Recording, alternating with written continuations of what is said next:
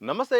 Welcome to Disha TV. Telangana రాష్ట్రంలో స్థానిక ఎన్నికలపైన పెద్ద ఎత్తున చర్చ జరుగుతుంది. ఒకవైపు సాధారణ ప్రజలు కూడా ఎలక్షన్లు ఎప్పుడు జరుగుతాయని ఎదురు చూస్తుంటే, ప్రభుత్వం కూడా ఎన్నికలను ఎలా నిర్వహించాలి, ఎప్పుడు నిర్వహించాలనే దానిపైన కూడా కసరత్తు మొదలుపెట్టింది. ఇందులో భాగంగా సీఎం రేవంత్ రెడ్డి ఈ మధ్యనే ఉన్నత అధికారులతో అలాగే కీలకమైన మంత్రులతో సమీక్షా సమావేశాన్ని నిర్వహించారు. ఈ సమీక్షా సమావేశంలో ప్రధానమైన ఒక ప్రశ్న అయితే అధికారులకైతే సంధించారు. ఒకేసారి స్థానిక సంస్థలు అన్నీ కూడా నిర్వహించడం సాధ్యమా? ఈ ప్రశ్న మాత్రం అధికారులను అడిగినట్టు తెలుస్తుంది. ఈ యొక్క సాధ్యాలేంటి, విధి విధానాలేంటి, పర్యవసానాలేంటి, దానిపైన మాత్రం త్వరలో ఒక సమగ్రమైన రిపోర్ట్ ఇవ్వాలని అధికారులను సీఎం రేవంత్ రెడ్డి ఆదేశించారట. ఎందుకంటే ఇప్పటికే స్థానిక సంస్థలు అన్నీ కూడా మొత్తం కూడా వాటి పాలక మండలి కూడా పూర్తి అయిపోయింది. పదవి కాలం కూడా ఇటు సర్పంచులది అయిపోయింది, సర్పంచ్ అయిపోయి సంవత్సరం అవుతుంది. ఇటు ఎంపీటీసీ జెడ్పీటీసీలది అయిపోయి 7 నెలలు అవుతుంది. అలాగే తాజాగా ఈ మధ్యకాలంలో దాదాపు 126 మున్సిపాలిటీలకు కూడా పదవి కాలం ముగిసేయడంతో ఇక ప్రత్యేక అధికారుల పాలనలో యొక్క మున్సిపాలిటీలు అలాగే స్థానిక సంస్థలు మొత్తం కూడా కొనసాగుతున్నాయి. ఇక ఎన్నికలు కూడా అనివార్యమయ్యాయి. ఇక ఎన్నికలు ఎప్పుడు నిర్వహిస్తారని అందరూ ఎదురు చూస్తుంటే ప్రభుత్వం కూడా అందుకు తగ్గట్టు కసరత్తు మొదలుపెట్టింది. ఇక ప్రధానంగా ఒకేసారి అంటే ఒకే తక్కువ టైం వ్యవధిలో ఎన్నికలు బ్యాక్ టు బ్యాక్ నిర్వహించడం సాధ్యమా? అట్లా నిర్వహిస్తే బాగుంటుందని ప్రభుత్వం యోచిస్తుందట. ఎందుకంటే కాలం అంటే సమయం వృధా అవుతుంది.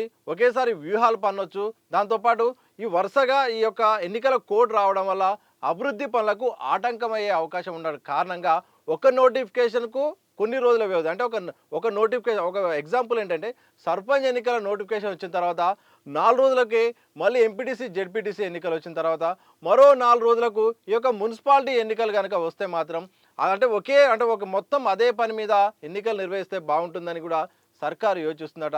దాని ద్వారా సమయము అలాగే సమయం వృధా అవుతుంది, ఖర్చు వృధా అవుతుంది. దాంతోపాటు ఇటు అభివృద్ధి పనులు కూడా ఆటంకం జరగకుండా ఉంటుందని కూడా ఇటు ఆ పార్టీ సంబంధించిన వాళ్ళు కూడా సీఎంకు చెప్పినట్టు దీనిపై ఆలోచించాల్సిందిగా అధికారులను ఆదేశించినట్టు తెలుస్తోంది.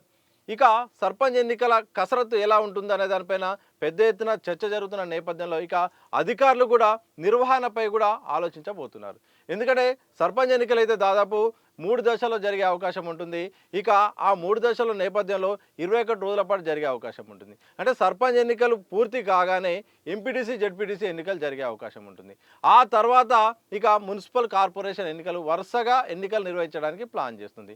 ఇక ఓట్ల లెక్కింపు విషయం కనుక చూస్తే సర్పంచ్ ఎన్నికల విషయానికి వస్తే మాత్రం ఒక రోజులో ఆ రోజు పోలింగ్ జరుగుతుంది, సాయంత్రం వరకు ఫలితాలు వస్తాయి. అలాగే ఎంపీటీసీ జెడ్పీటీసీ విషయంలో కూడా ఆ రోజు ఎన్నికలు జరిగితే ఫలితాలు వస్తాయి.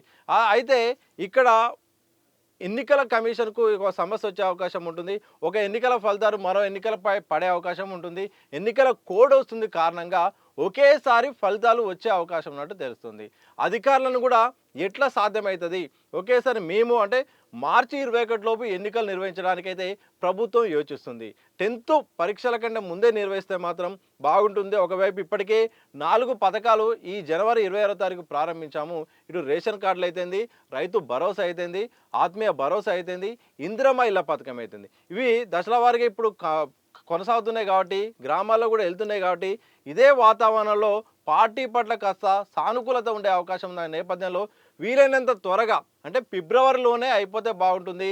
లేదా మార్చి 21 లోపే ఎన్నికలు నిర్వహించడానికి ప్రభుత్వం అయితే కసరత్తులు చేస్తుంది, ఆలోచన చేస్తుంది. దాని సాధ్యాలపై అధికారులను అయితే ఇప్పటికీ అడిగి తెలుసుకుంటుంది. దానికి గల సమగ్రమైన రిపోర్టు కావాలని తెలుస్తుంది. ఎందుకంటే సర్పంచ్ ఎన్నికలు పార్టీ గుర్తు సంబంధం లేకుండా ఎన్నికలు జరుగుతాయి. కానీ ఆ తర్వాత ఎంపీటీసీ జెడ్పీటీసీ పార్టీ పైన జరుగుతాయి. తర్వాత మున్సిపల్ ఎన్నికలు వరుసగా ఉన్నాయి. ఇవన్నీ కూడా ఇమ్మీడియట్గా వీలైనంత త్వరగా నిర్వహించడానికైతే ప్రభుత్వం ఆలోచిస్తుంది. ఇక అధికారులు కూడా ఏమవుతుంది ముందు ఒకవైపు రిజర్వేషన్ల సమస్య ఉంది. ఈ రిజర్వేషన్లది ఒక కొలిక్కి రావాల్సిన అవసరం ఉంది. దాంతోపాటు 10th పరీక్షల్లోపే ఎట్లా సాధ్యమవుతుంది దానిపైన కూడా అధికారులు యోచిస్తున్నారు. సొంత పార్టీ మరోవైపు రాజకీయ పార్టీ కాంగ్రెస్ కావడం వల్ల రాజకీయంగా నష్టమా లాభం అనేది అంశం కూడా తెరపైకి వచ్చిందట. పార్టీ పరంగా కూడా పార్టీ సంబంధించిన ముఖ్యులతో మంత్రులతో అలాగే ముఖ్య నేతలతో కూడా మనం ఇలా బ్యాక్ టు బ్యాక్ గ్యాప్ లేకుండా బ్యాక్ టు బ్యాక్ నిర్వహించడం ద్వారా ఎన్నికలు మనకు కలిసి వస్తాయా లేకపోతే నష్టం చేస్తాయా అనే విషయం పైన కూడా పార్టీ అయితే యోచిస్తుందట. ఇక ఎన్నో ప్రశ్నలు ఉన్నాయి నిజంగా. ఎందుకంటే స్థానిక సంస్థలు అనేది పెద్ద సవాల్గా ప్రభుత్వంగా మారింది. ఎట్టి పరిస్థితుల్లో ఇప్పటికే సర్పంచ్ల కాలమే 1 ఇయర్ అవుతుంది ఎన్నికలు నిర్వహించగా. ఒకవైపు కులగణన పెట్టుకున్నారు. ఆ రిపోర్ట్ అయితే వచ్చే నెల 2వ తారీఖు వస్తుందని కూడా వార్తలు వస్తున్నాయి. ఇప్పటికే ఆదేశాలు కూడా ఇచ్చారు. దానిపై రిజర్వేషన్ ఖరారు కావాల్సిన అవసరం ఉంది. ఈ మధ్య కాలంలో మొత్తం కార్పొరేషన్లు కూడా దాదాపు కూడా ఈ కార్పొరేషన్ ఖాళీ అయినాయి. అలాగే మున్సిపాలిటీలు కూడా ఖాళీ అయిపోయాయి. ఇక వీటికి ఎన్నికలు నిర్వహించడం అనేది అనివార్యంగా మారింది. దీంతో భారం లేకుండా ఒకే సందర్భంలో వరుసగా ఎన్నికలు నిర్వహిస్తే బాగుంటుందనే ప్రభుత్వం అయితే యోచిస్తుంది. మరి దీనికి సంబంధించిన సాధ్యాలపై అయితే అధికారులు రిపోర్ట్ అయితే తయారు చేసే పనిలో ఉన్నారు. మరి చూడాలి మరి సాంకేతికంగా సమస్యలు వస్తాయా, నిజంగా అనుకున్న దాని ప్రకారమే బ్యాక్ టు బ్యాక్ ఎన్నికలు నిర్వహించడం సాధ్యమవుతుందా, ఎన్నికల సంఘం షెడ్యూలు విడుదల అనేది ఎట్లా జరుగుతుంది, మరి ఎన్నికల కోడ్ వచ్చిన నేపథ్యంలో ఫలితాలు ఒకేసారి ఇస్తారా లేకపోతే అన్నీ కలిపి ఒకేసారి ఇస్తారా? అంటే ఒకేసారి ఎన్నికలు నిర్వహించాలన్నప్పుడు ఆటోమేటిక్గా ఒక ఫలితం మరో ఫలితం మీద పడే అవకాశం ఉంది. కాబట్టి ఒకేసారి ఎన్నికలు నిర్వహించడం ఎలాగో ఒకేసారి కూడా ఫలితాలు ఇవ్వడం కూడా అలాగే. మరి అలాంటి పరిస్థితి వస్తాయి కాబట్టి అన్ని రకాలుగా అయితే యోచిస్తుంది. ఏదైనప్పటికీ ముందైతే సర్పంచ్ ఎన్నికలకైతే మొగ్గు చూపుతుంది. ఆ తర్వాతనే ఎంపీటీసీ జెడ్పీటీసీ ఎన్నికలు చూస్తుంది. ఆ తర్వాత ఇక మున్సిపల్ ఎన్నికలపైన కూడా ప్రభుత్వం దృష్టి పెట్టే ఆలోచన మాత్రం కనిపిస్తుంది. మరి చూడాలి మరి ఒకేసారి ఎన్నికకు ప్రభుత్వం యోచిస్తున్న నేపథ్యంలో అధికారులు ఏం చెప్తారు? ఒకవేళ అధికారులు సానుకూలంగా వ్యక్తం చేస్తే మాత్రం నిర్వహించడం సాధ్యమా? ఇవన్నీ కూడా ఎన్నో ప్రశ్నలు ఉన్నాయి, చాలా కూడా అనుమానాలు కూడా ఉన్నాయి. మరి సాధ్యాలు ఏంటో మాత్రం మరికొద్ది రోజుల్లో తెలియబోతుంది.